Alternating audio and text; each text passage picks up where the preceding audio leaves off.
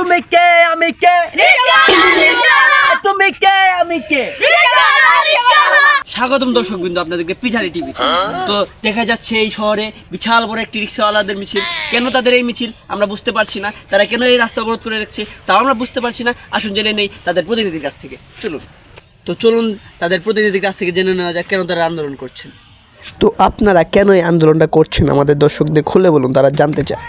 তো আজকে আমাদের এই যে আন্দোলন, সেটা আসলে এই যে গরিব জনমানুষের আন্দোলন। এটা আমরা কেন এসেছি, কারণ একটাই, যে আমাদেরকে তারা মামা বলে ডাকে। রিক্সাওয়ালাদের কেন তারা মামা বলে ডাকবে? আচ্ছা, আমরা তো কর্ম করে খাই, হ্যাঁ? আমরা যদি একদিন পেডেল না চালাই, আমরা যদি অফ করে দিই একদিন রিক্সা চালানো, তাহলে তারা কীভাবে অফিসে পৌঁছাবে? তারা কি সেটা ভাবে না? তারা আমাদের স্যার বলে ডাকতে হবে তাদের। এই দাবি নিয়ে আমরা আজকে মাঠে নেমেছি, আন্দোলনে নেমেছি। তুমি কে আমি কে, তুমি কে আমি কে, তাই বলছি আমাদেরকে স্যার বলে ডাকতে হবে। তুমি কে আমি কে, তুমি কে আমি কে, তুমি কে আমি কে।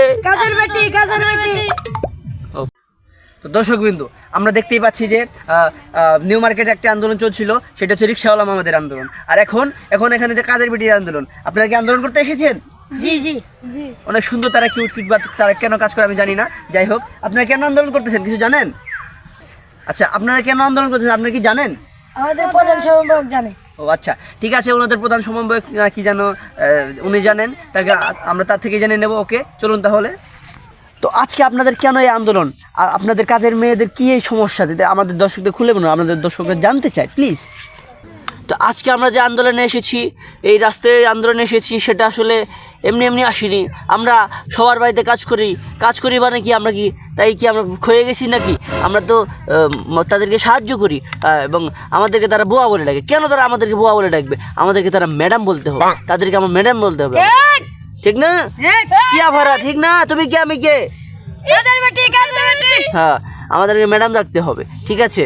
তাদের যে কাম করে দিই আমরা যদি একদিন কাজে না যাই, তারা কি রাঁধতে পারবে?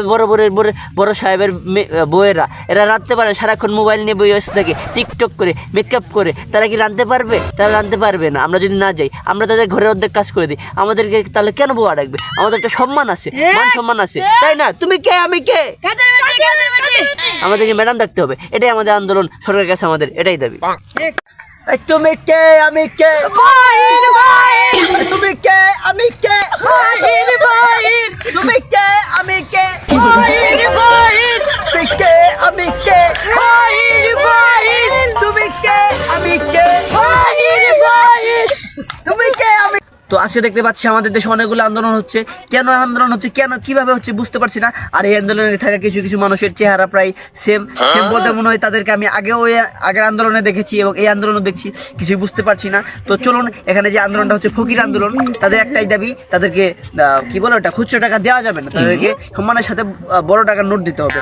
এবং কেন তারা এসে করছে আমি বুঝতে পারছি না। ঠিক আছে, আমরা করছি এই মুহূর্তে তাদের যে মেন সমন্বয়ক আছে তার সাথে কথা বলবো। তার ফেসটা আমার কেন চেনা লাগতেছে, তাকে আগের 2 আন্দোলন দেখছিলাম। যাই হোক, তো চলুন আমরা তাদের সাথে দেখা করি। তো আপনি এই আন্দোলনে আসছেন, আমরা কিছু বুঝতেছি না আমরা। যাই হোক, আপনি কেন এই আন্দোলনে এসেছেন এবং এই আন্দোলনের যৌক্তিক কারণটা কি আমাদের দর্শকদের খুলে বলুন, তারা জানতে চায়। আজকে আমরা এই জন্য মাঠে নেমেছি, রাজপথে নেমেছি, এই জন্যই যে আমরা ফকির বলে কি আমাদের কোনো মান সম্মান নাই, আমাদের কি কোনো ব্যক্তিত্ববোধ নাই? আমাদের কেন তারা 1 টাকা 2 টাকার কয়েন দেবে, 5 টাকার কয়েন দেবে, 10 টাকার নোট দেবে? তারা আমাদের 500 কমসে কম 50 টাকার নোট দিবে, কমসে কম 100 টাকার নোট দিবে। আচ্ছা, আমরা তো ফকির, ডিজিটাল বাংলাদেশ, আমরা ডিজিটাল ফকির, আমরা তো স্মার্ট বাংলাদেশ হবে, আমরা স্মার্ট ফকির হব। তাহলে আমাদের ভাতা তো বাড়ানো উচিত, আমাদের যে দাম তো বাড়ানো উচিত। সেটা কেন তারা 5 টাকা 10 টাকা 20 টাকা 60 টাকা এরকম 70 টাকা দেয়? তারা আমাদেরকে 100 টাকা দিবে, তারপরে 500 টাকা নোট দিবে, তাহলে আমরা খুশি হবো, মন ভরে দোয়া করবো। আবার 2-3 হাজার টাকা দিলেই হবো। হ্যাঁ, আমাদের সহযোগী সবাই ঠিক বলছে। এই তুমি কে আমি কে, তুমি কে আমি কে, জয়।